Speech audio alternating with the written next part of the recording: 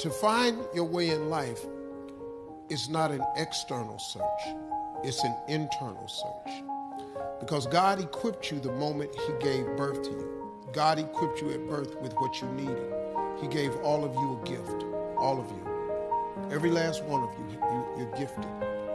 God never created a soul without giving them a gift. All of you sitting in here were given a gift at birth. He put it inside you. You ain't got to look under the ocean. It ain't on a mountain. It ain't under no rocks. He put it in you at birth. If you can see it here and you have the courage enough to speak it, it will happen. When you feel like giving up, don't. When you thinking about giving up, don't. When it look like you ain't gonna make it, keep going. When they tell you you can't, come on, man, who are they? When they tell you to put all your stuff back on your desk, don't do that, man. Don't do that. When they tell you you're not funny, you're not gonna make it, don't believe them, man.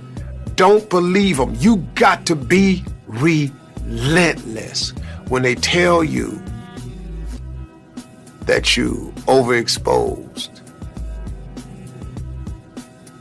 be relentless. Those who are committed to being successful with whatever they're doing, one important aspect of their life is they're not settling down wherever it's a bit comfortable.